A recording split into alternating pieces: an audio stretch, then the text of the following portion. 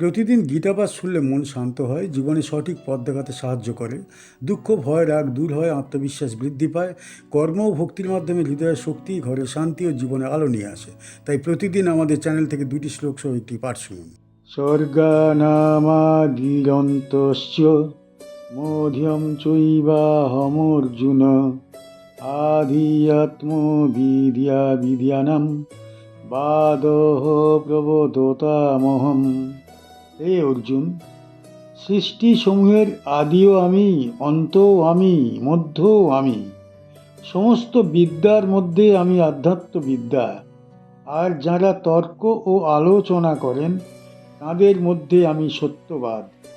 স্বর্গানাম মানে সৃষ্টি সমূহের, আদিহি মানে সূচনা, অন্তঃ মানে শেষ, চ মানে এবং, মধ্যম মানে মধ্যভাগ, চ মানে এবং, এব মানে নিশ্চয়ই, অহম অর্থাৎ আমি, অর্জুন মানে হে অর্জুন, আধি আত্মবিদ্যা মানে আধ্যাত্ম বা আত্মা বিষয়ক জ্ঞান, বিদ্যা নাম মানে বিদ্যাগুলির মধ্যে, বাদহ মানে সত্যনিষ্ঠ আলোচনা, প্রবোদতাম মানে যারা কথা বলেন বা তর্ক করেন, অহম মানে আমি।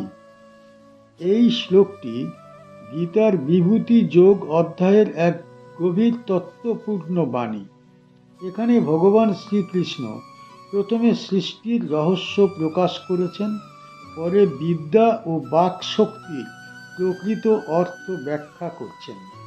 প্রথমেই ভগবান বলেন তিনি সৃষ্টির আদি, অন্ত ও মধ্য, অর্থাৎ এই জগৎ কোথা থেকে এসেছে, কোথায় অবস্থান করছে এবং কোথায় লয় প্রাপ্ত হবে, এই 3 অবস্থাতেই ভগবান বিরাজমান।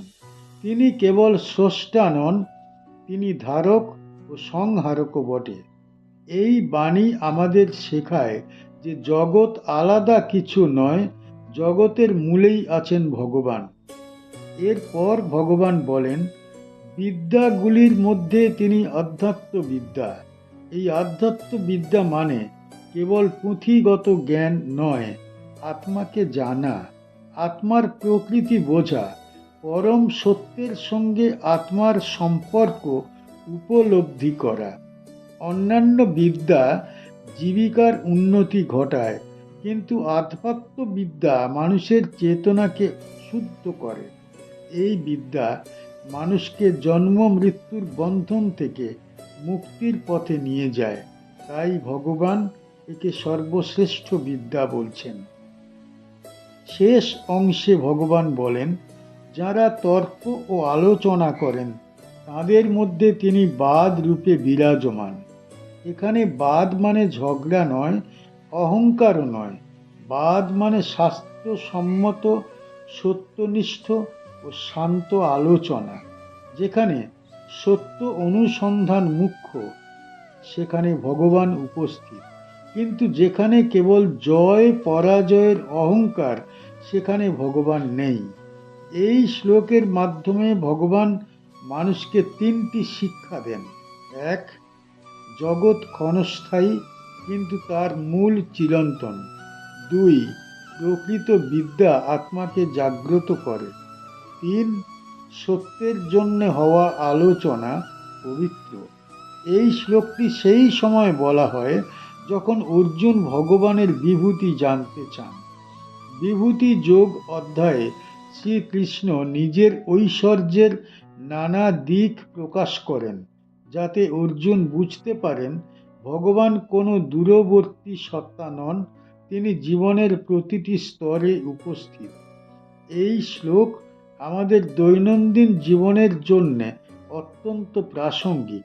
মানুষ প্রায়শই জীবনের সূচনা ও শেষ নিয়ে ভয় পায়, কিন্তু ভগবান এখানে আশ্বাস দেন তিনি সব অবস্থাতেই আছেন। জন্মের আগে যেমন তিনি আছেন, মৃত্যুর পরেও তিনি তেমনিই আছেন। আধ্যাত্মবিদ্যার উল্লেখ আমাদের স্মরণ করিয়ে দেয় জীবনে শুধু বাহ্যিক উন্নতি যথেষ্ট নয়, মানুষের দরকার আত্মজ্ঞান।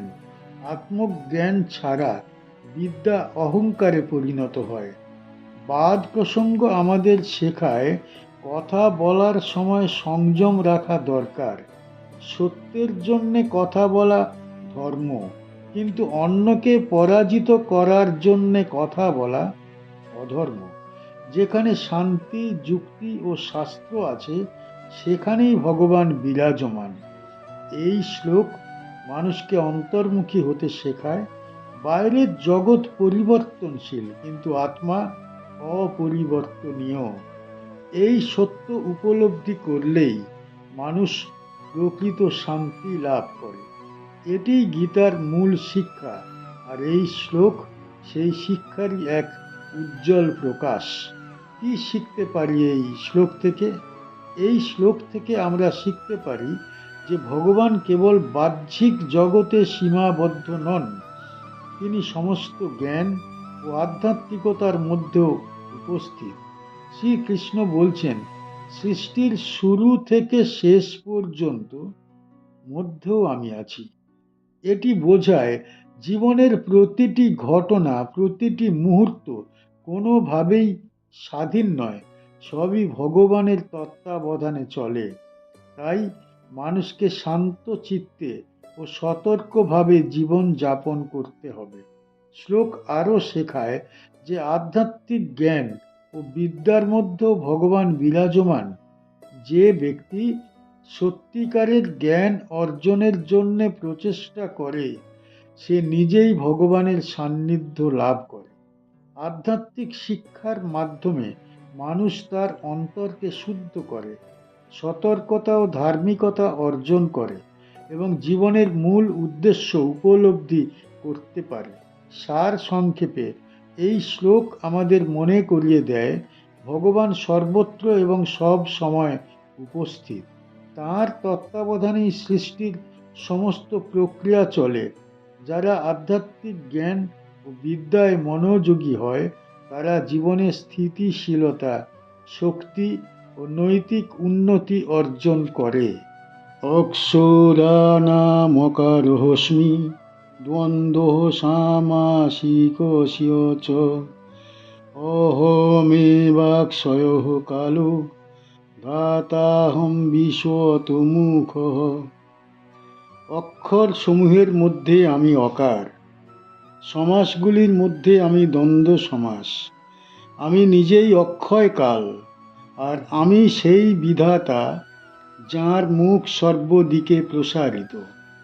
অক্ষরানাম মানে সকল অক্ষরের মধ্যে, অকার মানে অকার ধ্বনি, অস্মি মানে আমি হই, দ্বন্দ্ব মানে দ্বন্দ্ব সমাস, সামাসিকস্য মানে সমাসের প্রকারগুলির মধ্যে, চ মানে এবং, অহম মানে আমি, এব মানে নিশ্চয়, অক্ষয় মানে অবিনাশী, কালহ মানে সময়, ধাতা মানে বিধাতা বা ধারক, অহম মানে আমি, বিশ্বতোমুখ মানে সর্বদিকে মুখ বিশিষ্ট।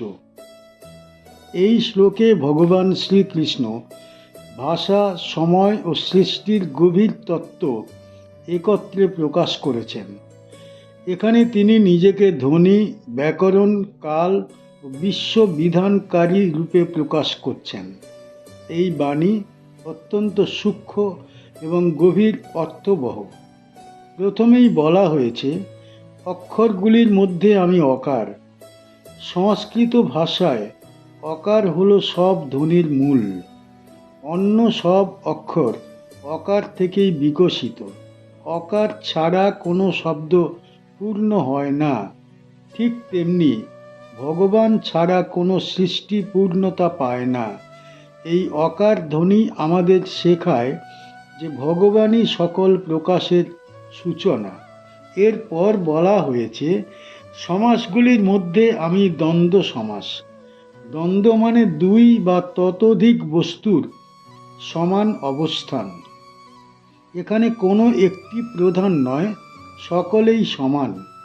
এর মাধ্যমে ভগবান বোঝান তিনি সমতা ও সামঞ্জস্যের রূপ। জগতে বিপরীত বলে যা কিছু দেখা যায়, সেগুলি তাঁর মধ্যেই একত্রিত। সুখ ও দুঃখ, আলো ও অন্ধকার সবই তাঁর অন্তর্ভুক্ত। এরপর ভগবান বলেন, তিনি নিজেই অক্ষয় কাল। কাল সব কিছুকে গ্রাস করে, কিন্তু কাল নিজে কখনো ক্ষয়প্রাপ্ত হয় না। এখানে ভগবান নিজেকে সেই চিরন্তন সময় হিসাবে প্রকাশ করছেন, যিনি সৃষ্টি করেন, ধারণ করেন ও লয় ঘটান। এই কাল কোনো শত্রু নয়, বরং নিয়মের প্রতীক। মানুষের জন্ম, বৃদ্ধি ও প্রস্থান সবই কালের অধীনে। শেষে বলা হয়েছে, তিনি বিধাতা এবং তাঁর মুখ সর্বদিকে।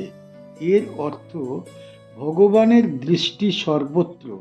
তিনি কেবল আকাশে বসে থাকা কোনো সত্তা নন, তিনি সব দিকে বিরাজমান, সব কিছু দেখেন, সব কিছু ধারণ করেন।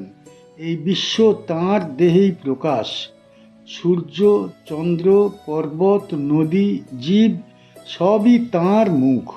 এই শ্লোক আমাদের শেখায় যে ভাষা থেকে শুরু করে সময় পর্যন্ত যা কিছু আমরা অনুভব করি সবই ভগবানের প্রকাশ।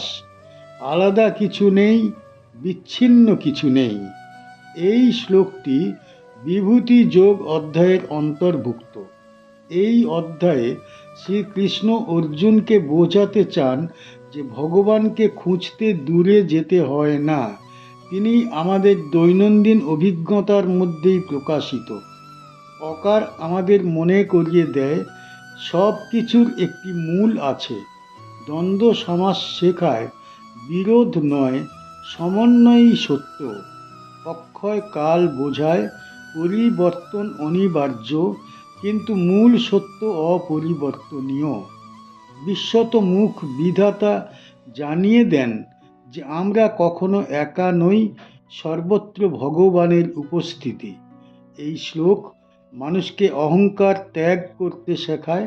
আমরা যা বলি, যে ভাষায় কথা বলি, যে সময়ে বাঁচি, সবই ভগবানের দান। তাই মানুষের কর্তব্য হলো বিনয় ধারণ করা এবং ভগবানের স্মরণে জীবন অতিবাহিত করা। এই শ্লোকের মাধ্যমে গীতা আমাদের এক গভীর উপলব্ধির দিকে নিয়ে যায়। ভগবান কেবল পূজার আসনে নন, তিনি ধ্বনিতে, সময়ে, নিয়মে ও সমগ্র বিশ্বে বিরাজমান। এই উপলব্ধি যাঁর হয়, তাঁর জীবনে ভয় থাকে না, বিভ্রান্তি থাকে না। এটাই গীতার অন্তর্নিহিত অমৃত বাণী। কি শিখতে পারি এই শ্লোক থেকে? এই শ্লোক থেকে আমরা জীবনের গভীর সত্য ও ঈশ্বরের অসীম ক্ষমতা সম্পর্কে শিক্ষা নিতে পারি। শ্রীকৃষ্ণ এখানে নিজেকে অক্ষর, ধাতু, সময় ও সৃষ্টির সর্বব্যাপী রূপে প্রকাশ করেছেন। তিনি বলেছেন, অক্ষর অর্থাৎ বেদ, ছন্দ, মন্ত্রের মধ্যে আমি বিরাজমান। এটি বোঝায় যে জ্ঞান, শিক্ষা ও আধ্যাত্মিকতা ভগবানের মাধ্যমেই শক্তিশালী ও কার্যকর হয়। দ্বন্দ্ব বা দ্বৈত প্রকৃতির মধ্যে ভগবান উপস্থিত থাকায় বোঝা যায় যে বিপরীত শক্তি, যেমন সুখ দুঃখ, সাফল্য ব্যর্থতা, জীবন মৃত্যু, সবই তাঁর নিয়ন্ত্রণে। কোনো ঘটনাই অপ্রত্যাশিত নয়। মানুষ যদি এই সত্য বোঝে, তবে সে জীবনকে ধৈর্য, সংযম ও স্থিতিশীলতার সঙ্গে মোকাবিলা করতে পারে। অহমেবাক্ষয়ঃ কালো ধাতাহম বিশ্বতো মুখ। এই অংশটি শেখায় আমি সৃষ্টির ধ্বংস ও সংরক্ষণ দুয়ের আধার এবং সমস্ত জগৎ আমার মুখে প্রবাহিত। অর্থাৎ মৃত্যু, ধ্বংস, সময়ের অমোঘ নিয়ম সবই ভগবানের অংশ। এটি মানুষকে স্মরণ করিয়ে দেয় অহংকার ত্যাগ করা এবং ভগবানের প্রতি আস্থা রাখা জীবনের প্রকৃত শিক্ষা। সার কথা, এই শ্লোক মানুষকে শেখায় জ্ঞান, আধ্যাত্মিকতা, ধ্বংস ও সৃষ্টির নিয়ম সব কিছুর মধ্যে ভগবান বিরাজমান। তাই জীবনকে সংযম, নৈতিকতা ও ও ধৈর্যের সঙ্গে পরিচালনা করাই সার্থক। আমাদের চ্যানেলের গীতা পাঠ কেমন হয়েছে, ব্যাখ্যা কেমন হয়েছে, আপনার কেমন লেগেছে কমেন্ট বক্সে অবশ্যই জানাবেন, এবং প্রতিনিয়ত গীতা পাঠ শোনার জন্য চ্যানেলটা অবশ্যই সাবস্ক্রাইব করে রাখুন। দেখা হচ্ছে পরের ভিডিওতে।